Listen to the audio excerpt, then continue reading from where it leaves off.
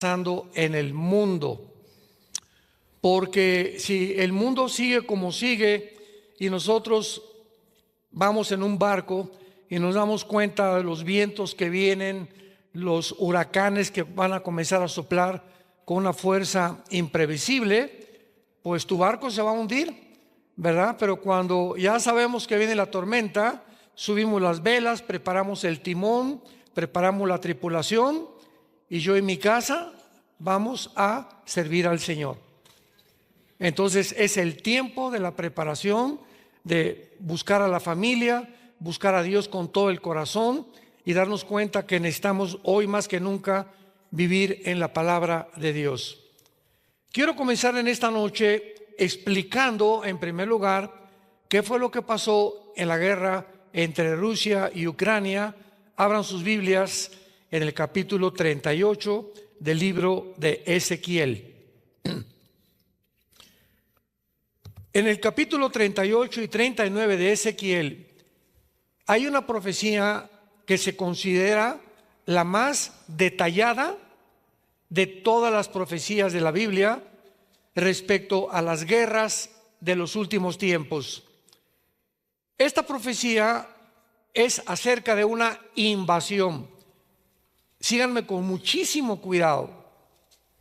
Una invasión que se profetizó hace más de 2500 años, que vendría del norte de Israel, y la Biblia hace 2700 años nos revela las naciones que vendrían en el siglo XXI, que antes ni siquiera muchas de estas naciones existían, pero que las podemos localizar no por el nombre, sino por la ubicación geográfica en la que la Biblia las describe o las detalla o las delinea. Y esto es impresionante porque esta alianza de naciones que la Biblia profetizó son las naciones que han comenzado a conformarse en los últimos 5 años. En los últimos 5 años. Ahora, muy bien, esta profecía es la Tercera Guerra Mundial.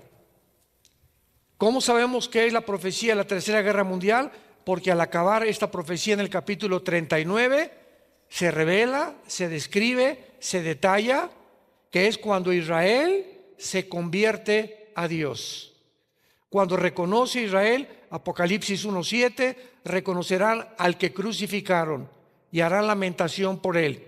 Y sabemos que esto va a suceder en la segunda venida de Jesucristo.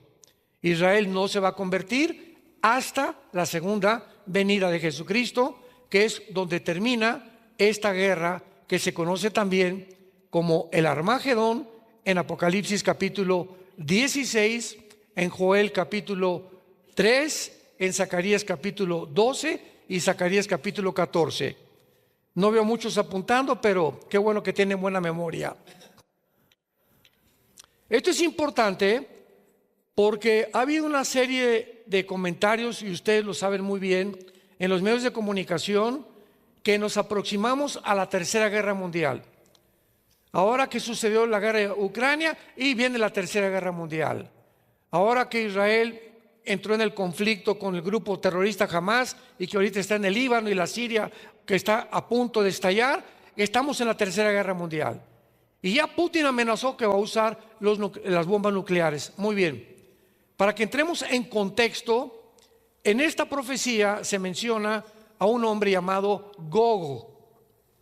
Gog es el nombre de un personaje, de un líder, de un comandante, de un zar, de un jefe, de un dictador, pero no describe un nombre propio, sino el título de un personaje que es el líder de esta organización y de esta alianza, y que será ni más ni menos que el anticristo. ¿Cómo sabemos que Gog, el personaje que se menciona aquí como el líder de esta alianza, será el anticristo? Porque lo dice el versículo 17. Así ha dicho Jehová el Señor: ¿no eres tú, está hablando de Gog, aquel de quien hablé yo en tiempos pasados por mis siervos los profetas de Israel, los cuales profetizaron en aquellos tiempos que yo te había traer sobre de ellos. Hay otra versión y otra opinión u otra interpretación que se puso a Rusia colocándola como Gog. Sin embargo, esta profecía nos muestra claramente que ninguno de los profetas del Antiguo Testamento han profetizado una invasión de Rusia contra Israel. Número 2, Rusia no perteneció a una de las naciones del antiguo Imperio Romano. Y número 3, sabemos claramente que Rusia y Estados Unidos van a desaparecer. Para no ir más lejos, hace algunas horas, Rusia acaba de sacar de Siria su base naval, que es la única base naval que tenía Rusia en Siria, en el Mediterráneo, como algo estratégico para poder defenderse de buques que pudieran por el Mediterráneo atacarla. Cuando los rebeldes ahorita que se encuentran en Siria, o el grupo islámico, ayudados por Turquía, han entrado ya a la ciudad de Homs, a la ciudad de Takar, y ahora están a punto de entrar a Damasco, tal vez hoy en la noche o mañana, y Rusia abandone Siria. Esto es inconcebible, porque todos los profetas dijeron, ¿verdad? Y todos los escatólogos y los maestros de la Biblia decían, ¿verdad?, que Rusia iba a atacar a Israel y que Rusia era Gog. Y claramente nos muestra la Biblia que no es así. O sea, mientras vamos acercándonos más y más y más a la culminación del plan cronológico de Dios, vamos a tener más luz. Dice la Biblia que el camino del justo es como la aurora, que ve en aumento mientras el día es perfecto. Y la revelación de la Biblia es progresiva. O sea, hace 20 años no se sabía lo que se sabía hace 10 años. Y menos hace 10 años se sabía lo que actualmente Dios, de acuerdo a los acontecimientos y las piezas del rompecabezas que podemos colocar dentro del mapa bíblico, no podíamos esperarnos que esto pudiera suceder. Hasta que hace 5 o 6 años comenzamos a ver que Rusia ataca a Ucrania y que Ucrania pertenece a lo que la Biblia llama aquí Magog. Gog en tierra de Magog. Muy bien. ¿Quiénes fueron los magogitas? Los magogitas proceden de los escitas y de los bárbaros.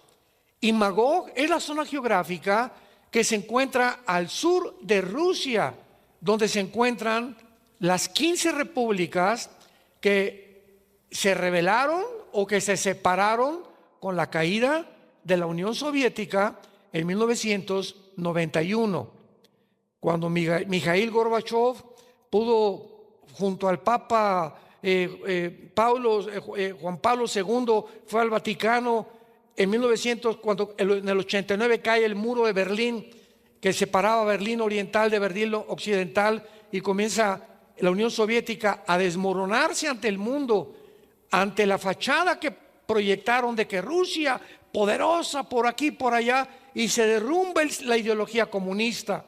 En 1991, Mikhail Gorbachev se enfrenta en el Vaticano, sabiendo que iba a tener una audiencia mucho mejor, y dice las siguientes palabras. Esto se encuentra también en su libro La Perestroika, que significa la reestructuración del sistema y de la ideología comunista. Y dice Mikhail Gorbachev, la Unión Soviética, por 2 razones. Número 1, porque sacamos a Dios de nuestra nación. Y número 2, porque nos aislamos del mundo capitalista. Y hemos llegado a comprender que es imposible que una nación sobreviva sin otra nación. De ahí lo que viene, que se llama el globalismo, que ya es una vinculación de todas las naciones para formar un gobierno mundial, que ya es lo que se comienza a formar, como lo vamos a ver cuando las Naciones Unidas en 1945 por primera vez se unen para evitar una guerra nuclear. Ahora, muy bien, esta profecía que se menciona aquí a los magogitas, cuando Rusia invadió Ucrania, ¿qué fue lo que hizo que Putin tomara este paso?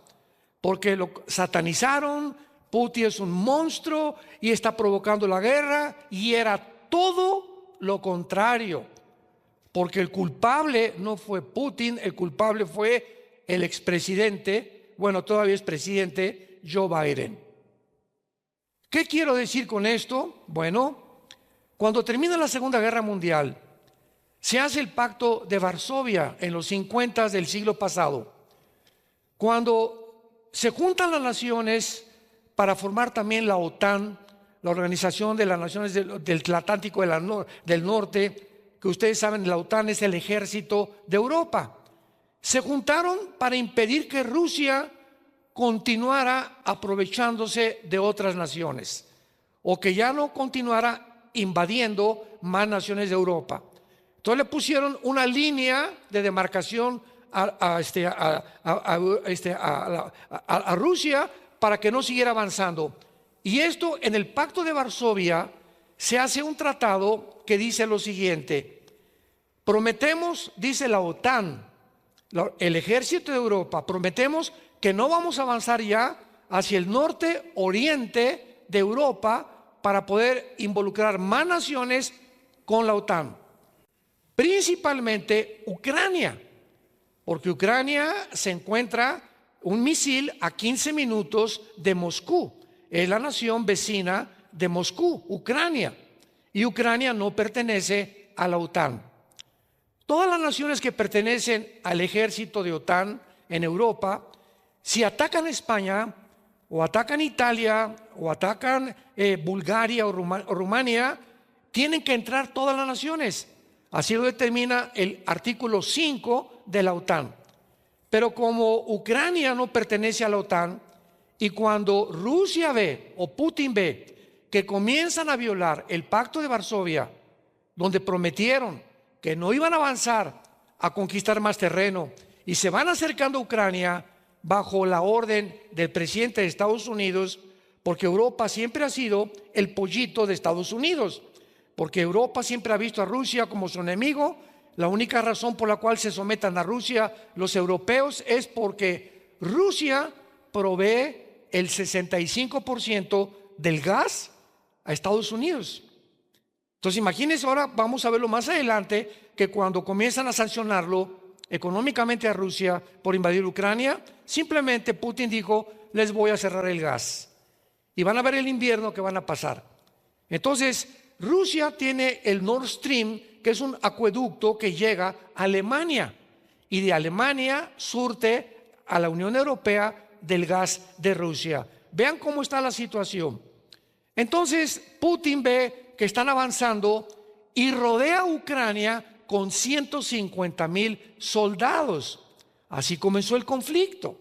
Dice: no, aquí no se van a acercar a Ucrania, ni van a violar el pacto que hicieron, porque si el presidente Biden, en sus ambiciones de poner misiles nucleares apuntando a Rusia, jamás Rusia lo iba a permitir.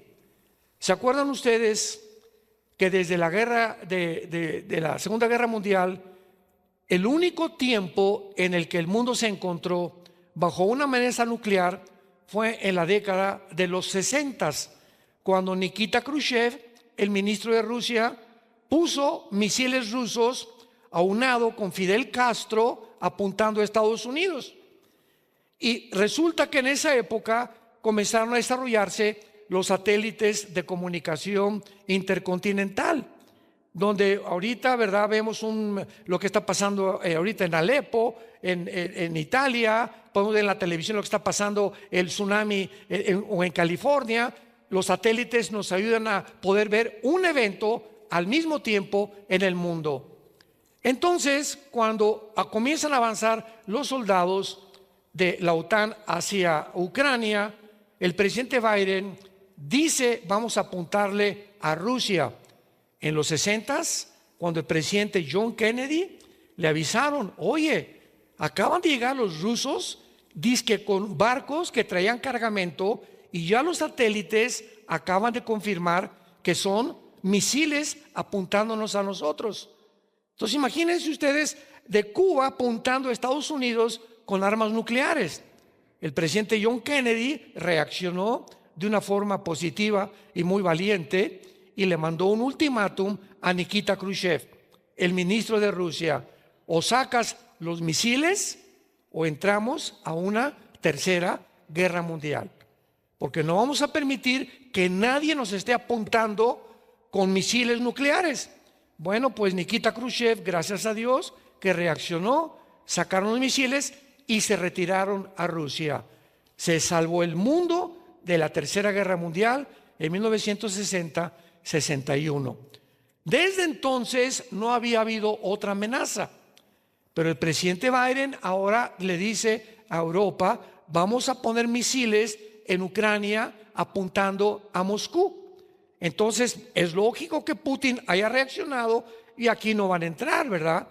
Y cuando la OTAN comienza a mandar armamento a Ucrania y el presidente Biden comienza a enviar casi $1 billón al mes a Ucrania, dice que para armas y para aquí, para allá, cuando se descubrieron los laboratorios químicos que ahora hay en Ucrania, etcétera, etcétera, Putin se enoja mucho más y entonces entra a Ucrania.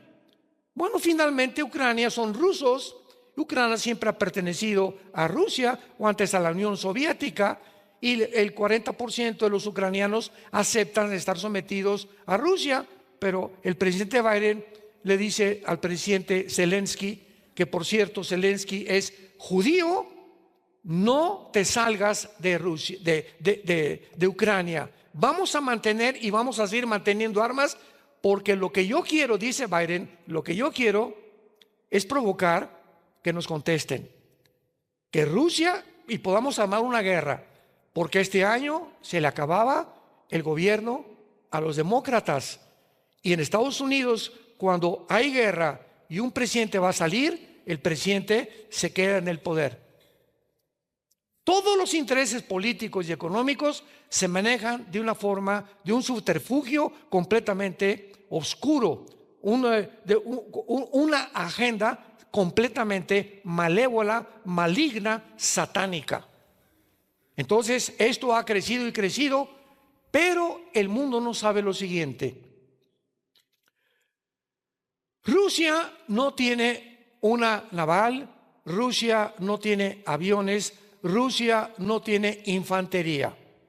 Es una nación pobre también económicamente. ¿Cuál es el poder de Rusia? ¿O cuál es la cuestión por la cual han respetado a Rusia, a Estados Unidos y la Europa? Porque a pesar de que no tiene el armamento que tiene Estados Unidos, ni las naves ni portaaviones que tiene Estados Unidos, ni la aviación que tiene Israel, ni la infantería que tiene Corea del Norte, le acaba de mandar Kim Jong de Corea del Norte más de 25,000 soldados, porque ya se les acabaron los soldados a Rusia en Ucrania. Entonces el poder de Rusia estriba en que Rusia es la nación más poderosa del mundo nuclearmente. Las armas nucleares que Rusia tiene no las tiene nadie. Tiene 2 submarinos, uno se llama Satán, donde es imperceptible y no se le puede rastrear, y los tiene estacionados en el Atlántico y en el Pacífico, apuntando a Estados Unidos, en aguas internacionales, donde nadie les puede prohibir que ahí se encuentren. Y Rusia, una sola bomba acaba con Ucrania, pero Rusia se ve impedido porque como no tiene infantería ni tiene nada, la única forma que puede actuar es con armas nucleares. Y este es el peligro, que han encerrado a Putin como un león herido, y cuando encierras al león es cuando más peligroso se vuelve. Entonces este mes y de aquí al 20 de enero que el presidente Trump tome poder en Estados Unidos, vivimos el tiempo más peligroso desde 1960 en la historia del ser humano. Porque de aquí a enero puede Putin, presionado todavía por Estados Unidos, poder enviar nucleares. El presidente Trump, de una forma bastante inteligente, ahorita está en París, se acaba de reunir, se fue con Elon Musk a reunirse con el presidente Macron y está tratando de decirle a Putin, ¿sabes una cosa? Espérense para que yo llegue el 20 de enero como presidente, y cuando yo llegue se va a acabar la guerra entre Ucrania y entre Rusia. ¿Qué plan tiene Trump para decir que él puede acabar la guerra entre Rusia y Ucrania? Es lo más sencillo del mundo. Trump simplemente va a hacer lo siguiente: Zelensky, presidente, ríndete. Te hubieras rendido hace 2 o 3 años. Has derramado sangre de tu propio pueblo. Ustedes no pueden pelear contra Goliat, es un monstruo Rusia, y ustedes lo saben. Ríndete, número 1. Número 2, Estados Unidos dejará de mandar ayuda, tanto de la OTAN como económicamente, a Ucrania, y Ucrania no le va a quedar más que: Putin, vamos a hacer la mano, nos sometemos a Rusia, se acabó la guerra. Tan sencillo como eso. Pero ¿por qué no se haga esta solución? Porque Estados Unidos, la invasión, la intención y la ambición del presidente Biden de quedarse en el poder es muy grande. Son personas psicópatas, personas enfermas. Alguien me decía: bueno, es que yo no creo que Rusia, alguien sea tan loco como para mandar un misil a Estados Unidos, y que Estados Unidos mande un misil a Rusia y que se puedan los dos matar unos con los otros. ¿Sabes una cosa? No lo crees, pero en el mundo en que estamos en un mundo de locos. Y en el mundo que estamos, todo es posible. A la psicopatía que los dictadores y los dirigentes del mundo han llegado.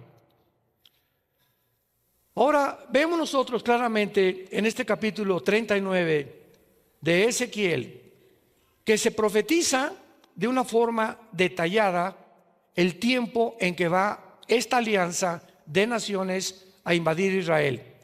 Vean ustedes que se menciona en primer lugar en el versículo 5, Persia. ¿Quién es Persia en el mundo moderno? Muy bien, en 1935 Persia se cambió el nombre a Irán, a la República de Irán. En 1979 volvió a cambiar el nombre a la República Islámica de Irán, cuando Irán es apoderado, controlado religiosamente por los ayatolas. Hace poco acaba de morir el ayatolá Khomeini, ya nombraron a su hijo el otro ayatolá. Entonces Irán es una nación donde, de una forma paradójica, es la nación donde el cristianismo tiene su mayor crecimiento. Increíble. China e Irán son las dos naciones donde más grande está el crecimiento en el mundo entero.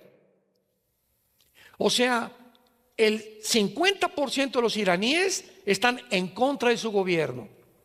Y ahora que comenzaron los israelitas a bombardear las plantas nucleares de Irán, el pueblo estaba feliz. Mueran, quítenlo. Ahorita en Siria están derribando las estatuas de Bashar al-Assad. El pueblo feliz de que hayan quitado a su dictador. Siempre son los pueblos, como dijimos ayer, los que sufren de manos de los dictadores, de locos, ¿verdad? Como el presidente de Estados Unidos y otros dictadores que tienen un sueño enfermizo de conquistar y de dominar y controlar el mundo algún día. Entonces Rusia, ¿verdad? Actualmente pues ya está replegándose, ya se salió de Siria, está debilitado. Irán ya se salió de Siria hace 2 días. Irak y Siria está quedando en manos de un grupo que se llama el Islámico.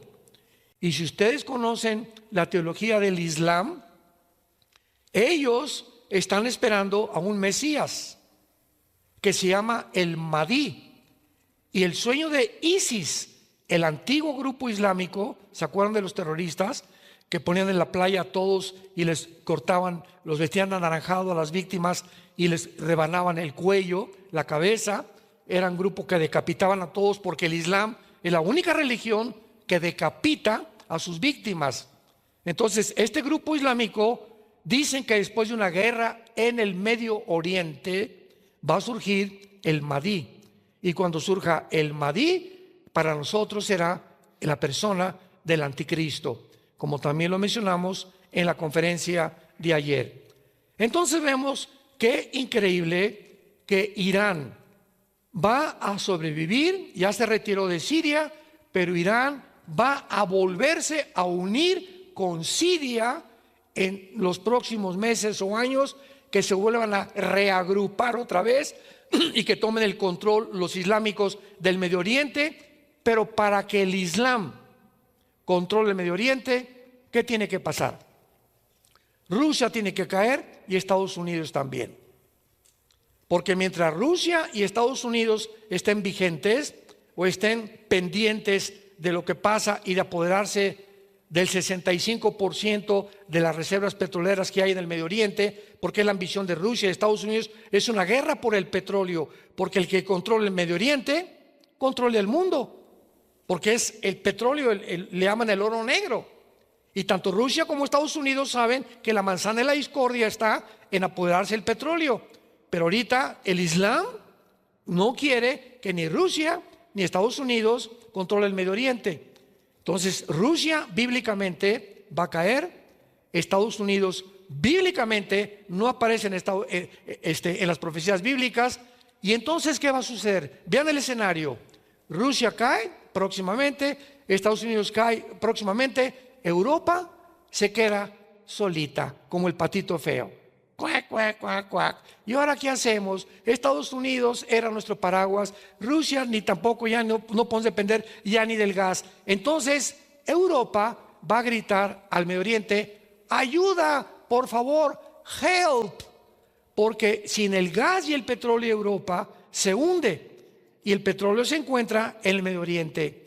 Y la Biblia profetizó hace 2600 años que habría una confederación, que se unirían 5 naciones de Europa y 5 naciones del Medio Oriente. Daniel 7, 24 al 25, Daniel 8, del 8 al 15, Miqueas capítulo 5, el 2 al 3, y 5 naciones del Medio Oriente, y sí van a conformar una confederación del Mediterráneo que se va a llamar el G10. Cuando oigamos que se unen 10 naciones, 5 de Europa y 5 del Mediterráneo, donde Europa pide ayuda al Medio Oriente, y se mezclen de una de esas 10 naciones, Daniel capítulo 7, surge el anticristo, que se le llama el cuerno pequeño, el nombre de pecado, el hijo de perdición o la bestia, como se le conoce en el Apocalipsis. Ahora, muy bien, veamos también aquí en el versículo 5 y 6 a las otras naciones que conformarán esta alianza. Es interesante que cuando Rusia invade Ucrania, Turquía, ojo con Turquía, porque Turquía figura en las profecías de los últimos tiempos como de los líderes del Islam. Y actualmente el presidente Erdogan lo ha repetido varias veces: yo quiero ser el líder del próximo califato y el próximo mufti, que es el inspirado o el líder, que no va a ser él, va a ser el Mahdi, que va a ser el anticristo. Pero lo interesante es esto: Turquía pertenece a la OTAN. Y hace algún tiempo, ¿se acuerdan que Inglaterra se salió de Europa? ¿Se acuerdan del Brexit? El famoso Brexit. Y cuando Inglaterra se sale de Europa, entonces pues la Unión Europea se queda sin los impuestos de Inglaterra y comienza a debilitarse los bancos, el Banco Internacional, el Fondo Monetario Internacional en Europa, por la salida de Inglaterra. Y ahora en Europa, el único ejército que Europa tiene poderoso se encuentra en Turquía. Y cuando Putin invade Ucrania, Turquía dependía del trigo de Ucrania. Y cuando ve Erdogan, el presidente, que Ucrania ya comienza a ser invadida y comienza ya las exportaciones ya no pueden salir ni las importaciones, le grita a Putin: Putin, aquí estoy, papi. Y le dice Putin: véngase mi nene, véngase para aquí, aquí yo me lo cuido. Siempre Putin estaba esperando que Turquía se le acerque a él, porque es uno de los líderes islámicos más poderosos. Y esta ocasión se acerca y se retratan hace un año y medio el presidente de China, Xi Jinping, el presidente de Corea del Norte, Kim Jong, el ayatollah Khomeini y Erdogan, los cuatro alegres compadres, que son la alianza perfecta que profetizó la Biblia. Y entonces dice todos: oye, pero ¿cómo es posible si Erdogan pertenece a Turquía? ¿Cómo se va a unir a la alianza contra Israel? Cuando Europa está todavía apoyando a Israel junto con Estados Unidos. Pero ahora vamos a ver que Turquía, al llegar ahorita a Siria y al haber salido Rusia, acaba de ayer Erdogan de decirle a Putin: ayer, compadre, fue un matrimonio tóxico entre tú y yo. Me proveíste del grano que yo necesitaba, del petróleo pero ya no te necesito. Y entonces, ¿qué va a hacer? Turquía se va a salir de la OTAN y se queda como uno de los líderes del Medio Oriente. Los cielos y la tierra pasarán, pero mis palabras permanecerán. Las respuestas que no encuentras en la televisión, en los politólogos, en los comentaristas, y esto y el otro, dice: ¿y ahora qué vamos a ver? ¿Y qué va a pasar en Siria? ¿Y qué va a pasar con Irán? ¿Y qué va a pasar con Rusia? Aquí está. Aquí está en el libro de los libros, en la palabra de Dios. Haríamos bien en estar atentos a la palabra profética más segura, según de Pedro capítulo 1. Hasta que el lucero amanezca y la oscuridad desaparezca con la venida de Jesucristo. Pero tenemos aquí el mapa que nos muestra claramente que Dios está al control de tu vida, de tu matrimonio, de tu trabajo, de mi vida y de mi familia. Si nosotros le obedecemos y seguimos las pisadas de su Hijo Jesucristo, porque es el tiempo de seguir a Jesucristo como nunca jamás. Vayamos ahora rápidamente a Apocalipsis capítulo 17 y veamos la conformación final de este globalismo, porque una de las cosas más impresionantes de la Biblia, esto le funde los fusibles a cualquier ateo, a cualquier agnóstico, a cualquier escéptico. Yo recuerdo cuando había un astrónomo que murió a finales del siglo XX llamado Carlos Sagan, ateo. Y cuando murió Carlos Sagan, le preguntaron: oye, Carlos, ¿y por qué tú nunca creíste en Dios? ¿Saben lo que contestó Carlos Sagan antes de morir? Pobrecito. Es que nunca tuve evidencias suficientes de que Dios existía. Jesús, María y José y el burrito que los acompaña.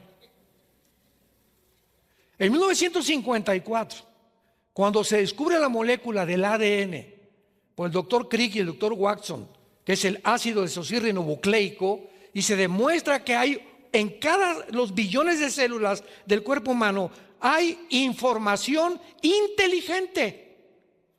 Hay un código, un chip en cada célula del cuerpo humano.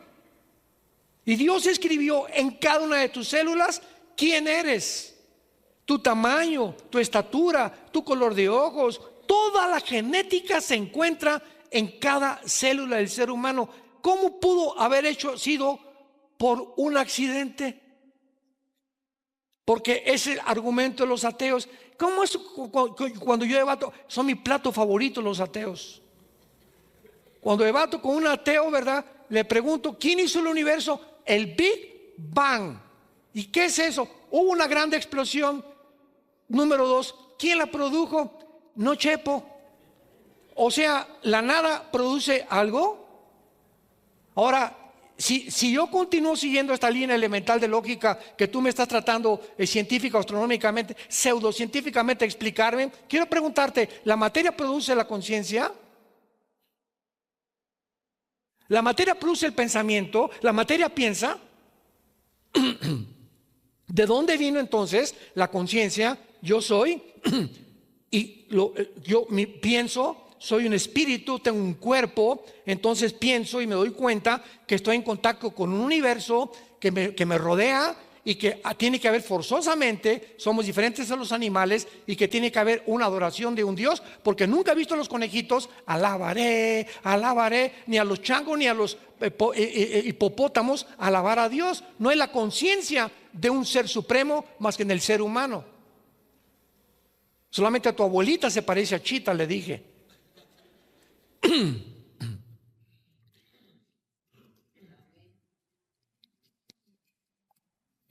Entonces, en el capítulo 17 de Apocalipsis encontramos lo siguiente: la descripción del juicio del último sistema religioso que se va a formar con el anticristo.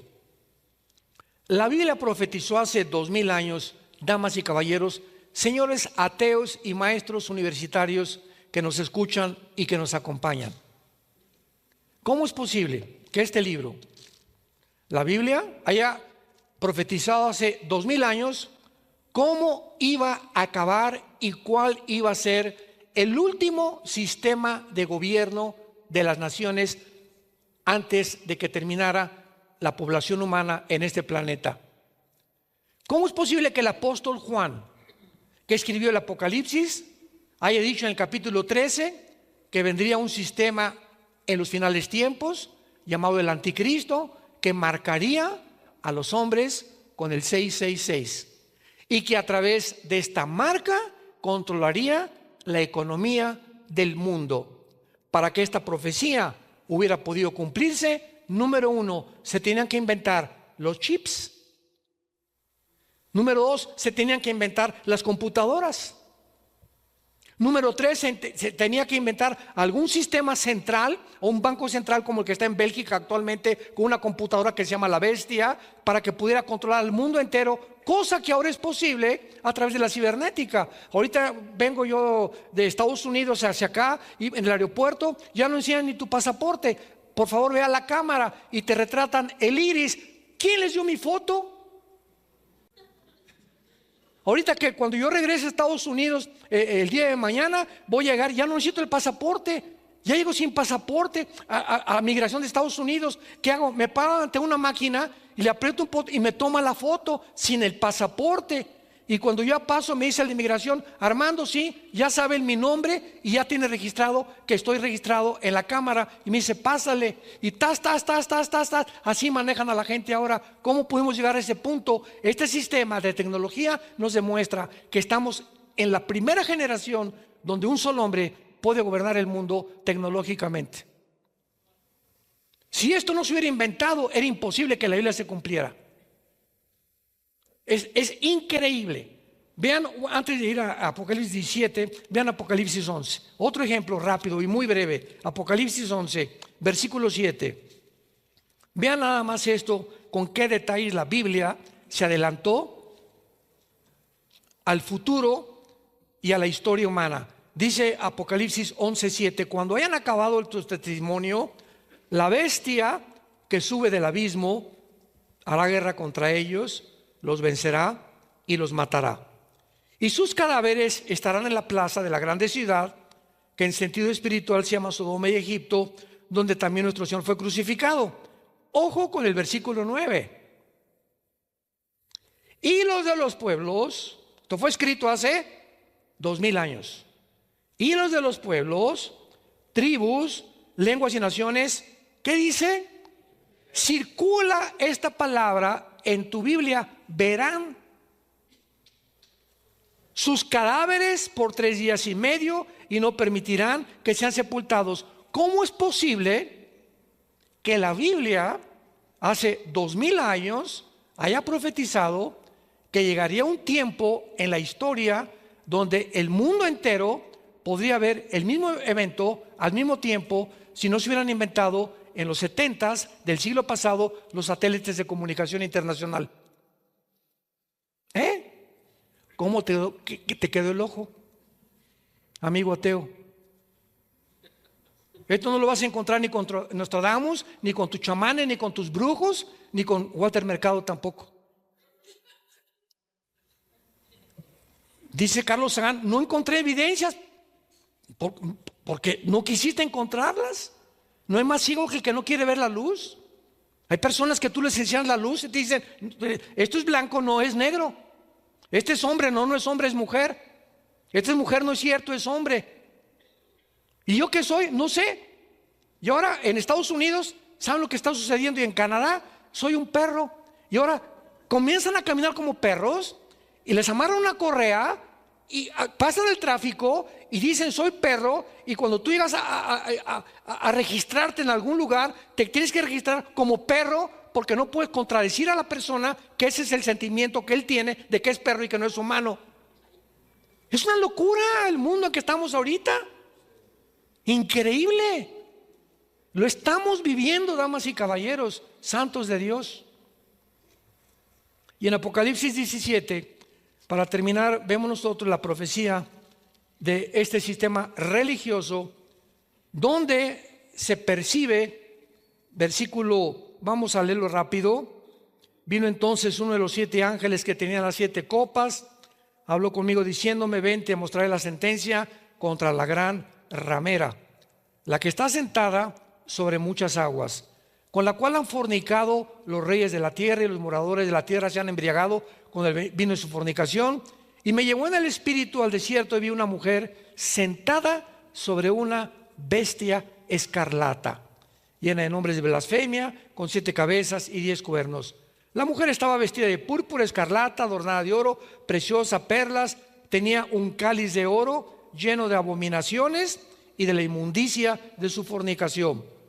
Y en su frente escrito un misterio: Babilonia la grande, la madre de las rameras y de las abominaciones de la tierra. No es posible que la Biblia use el adjetivo de ramera a un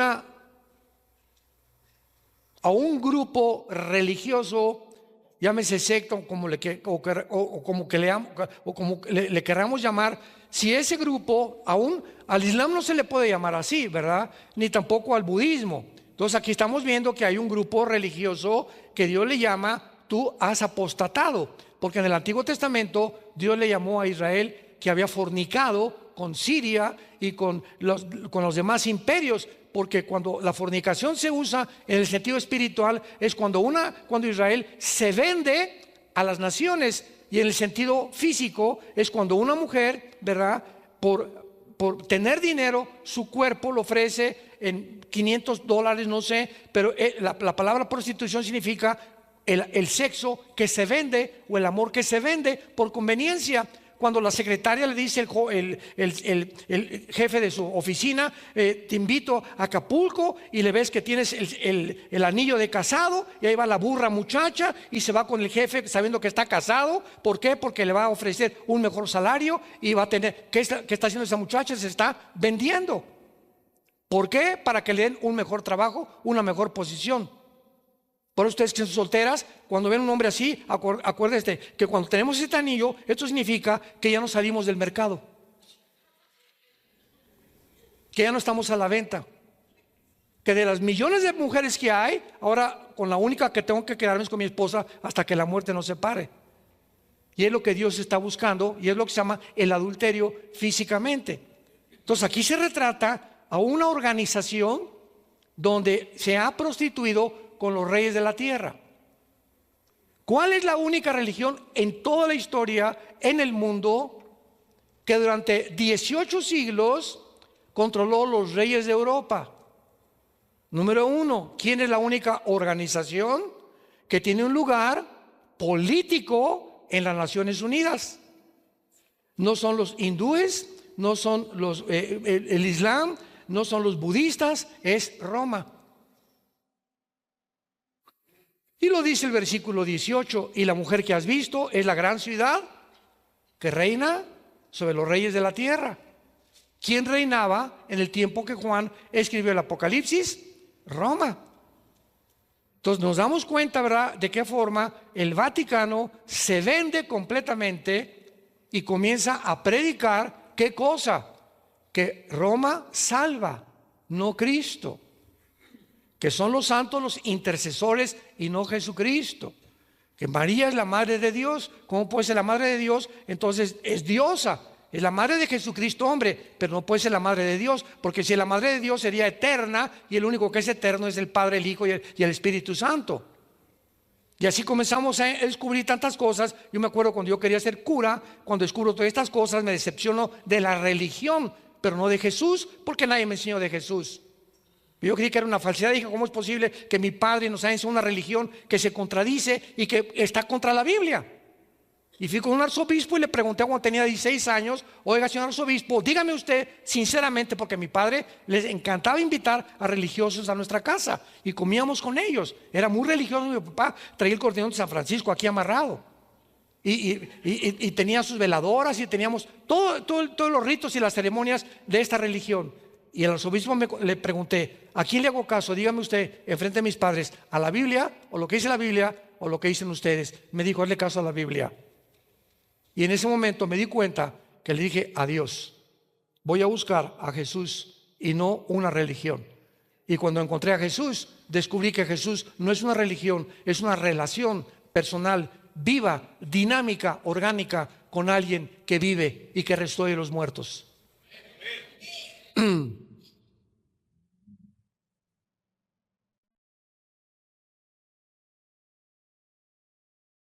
¿Qué quiero decir? Tú puedes ser católico e irte al infierno.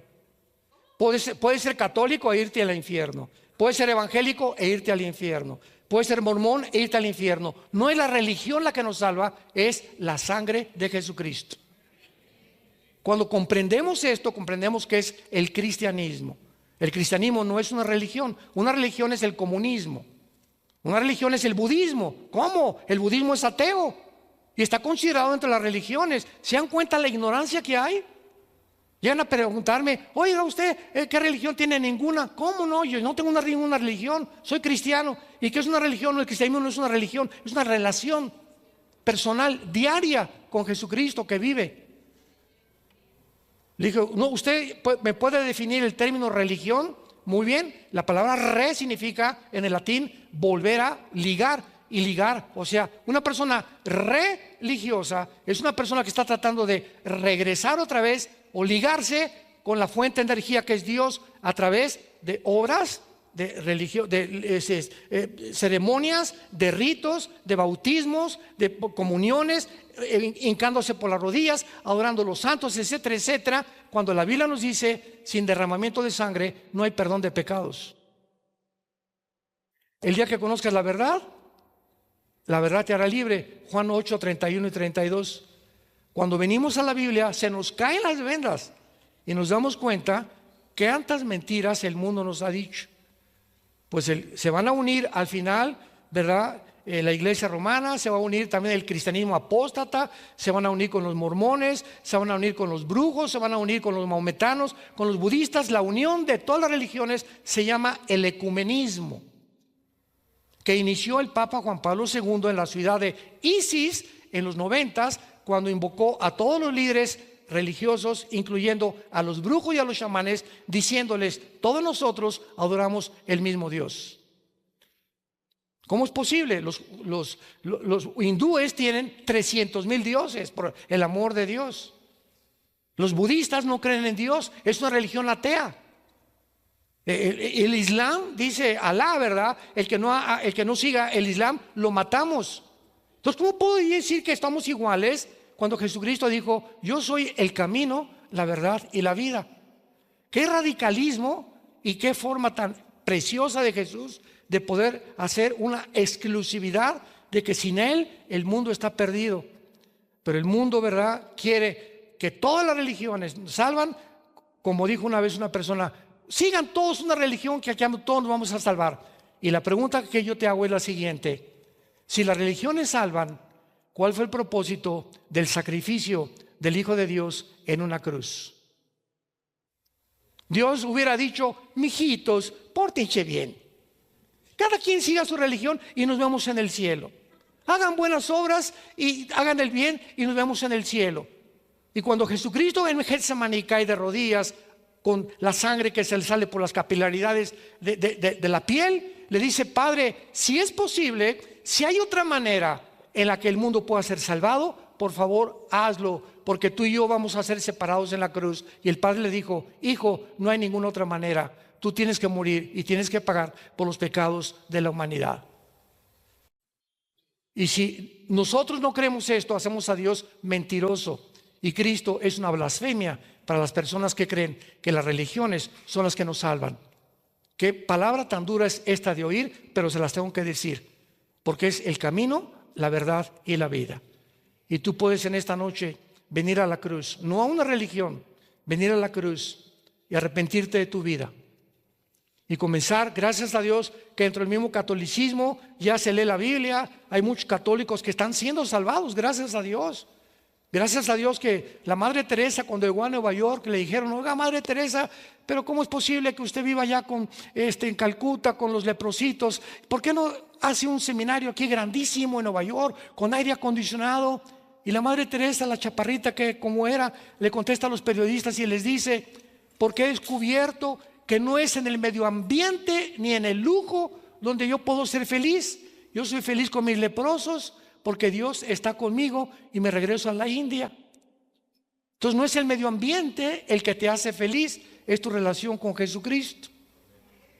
Y tenemos grandes ejemplos de grandes católicos que han encontrado a Jesucristo, que se han dado cuenta que no es una religión, sino tienes una relación diaria, viva, orgánica, con alguien que vive en las mañanas a través de la Biblia.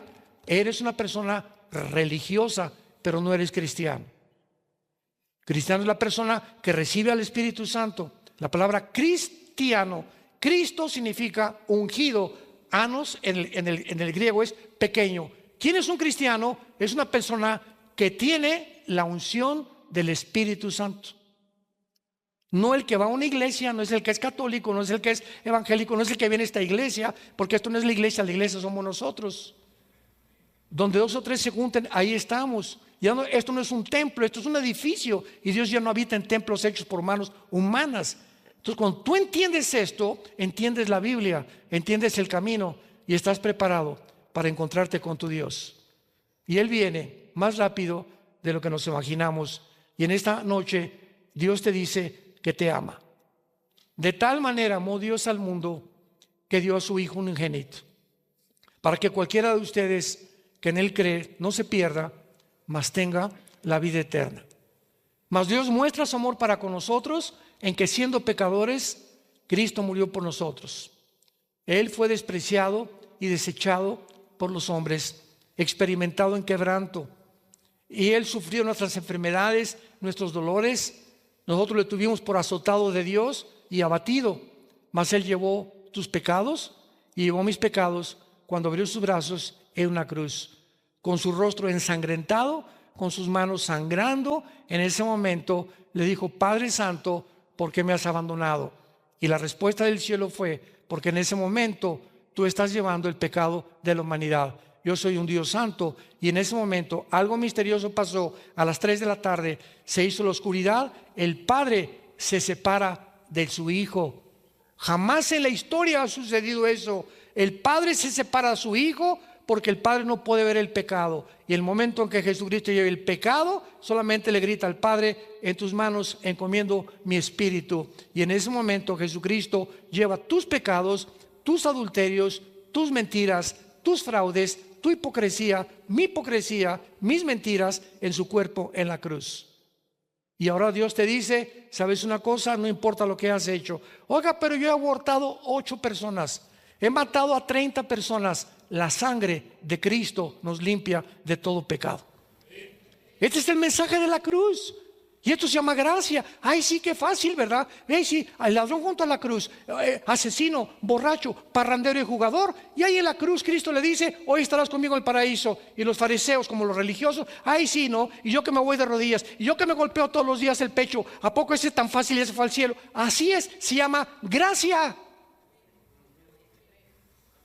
Y esa palabra no se encuentra en ninguna religión. Y es la palabra que aprendemos en el cristianismo. No es por nuestras obras la salvación, para que no nos jactemos, para que no nos enorgullezcamos. Tú no vas a llegar al cielo y le vas a decir, te va a decir Pedro: ¿por qué te dejo entrar, doña Carmelita? porque hice 2 asilos, porque hice 3 orfanatorios, regrésese al infierno. ¿Pero por qué? Porque cuando tú le digas a Pedro, porque creí en Jesucristo y su sangre me limpió, pásale. No es por obras que hayamos hecho, sino por lo que Él hizo en la cruz entre nosotros. Todas las religiones predican, haz algo.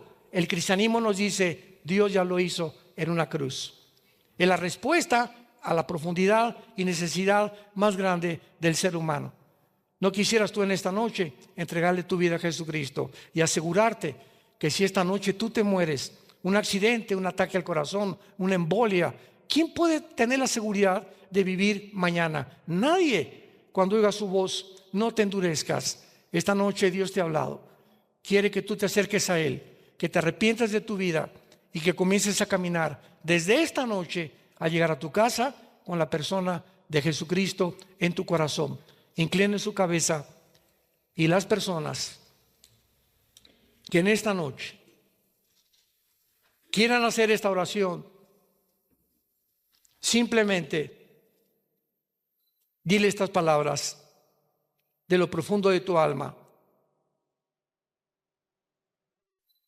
Señor mío y Dios mío, creo que en esa cruz tu santo Hijo Jesucristo pagó al derramar su sangre preciosa por mis pecados. Creo que a los 3 días lo levantaste entre los muertos. Te pido que me perdones mi vida. Me arrepiento del camino en el cual me encuentro. Quiero regresarme a ti, a la cruz, donde tu Hijo abrió los brazos para decirnos, los amo y te quiero perdonar. No importa lo que hayas hecho en tu vida pasada, en la sangre de mi Hijo, dice Dios, hay perdón en tu vida. Y como creo, Jesús, que tú vives, te pido en este instante, lo más precioso de mi vida que me has dado, que entres a mi corazón. Jesús, te recibo como mi Señor y mi Salvador. Te abrazo, Jesús, y te doy gracias por la vida eterna que me das, inmerecidamente, siendo yo pecador, pecadora.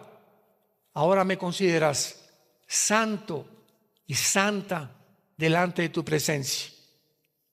Te pido ahora por la salvación de mi familia. Hazme un instrumento para llevar este mensaje de tu amor en esa cruz al mundo, comenzando con mis hijos, mis padres que viven en las tinieblas totales, muchos en sus religiones engañados por no conocer la verdad en las Sagradas Escrituras. Y la corta vida que tú me des, la quiero vivir para ti, para compartir este mensaje glorioso que tú nos amas y que hay perdón en la cruz de Cristo, en quien oramos y te damos las gracias. Amén. Los cielos y la tierra pasarán, pero mis palabras permanecerán. Estas palabras son fieles y son verdaderas. Son las palabras de Dios. Y todos ustedes en esta noche que han hecho esta oración por primera vez, quiero decirles algo. Las iglesias, tanto católicas como evangélicas o protestantes o como les llamen, están llenas de personas no arrepentidas. Las iglesias están llenas de personas que, porque creen que por ir el domingo a una iglesia tiene la salvación. A la luz de la Biblia estás muy equivocado. Y qué sorpresa te daría si te murieras y abrieras los ojos y descubrieras que viviste engañado durante tu vida, y que en esta noche Dios te quiso abrir los ojos y que quisiste salir por esa puerta como entraste en la oscuridad de tu vida, porque le dijiste a Cristo, no creo, te rechazo, déjame seguir viviendo mi vida como a mí me da la gana. Y esta es la condenación, que los hombres escogieron las tinieblas en lugar de la luz. ¿Por qué? Porque sus obras eran malas. porque todo aquel que viene a la luz, sus obras son manifestadas, que son hechas en las tinieblas. Y el mundo odia la verdad, el mundo odia la luz. Por eso crucificaron a Cristo. No pudieron soportar la verdad, ni la luz que Él nos traía con su vida.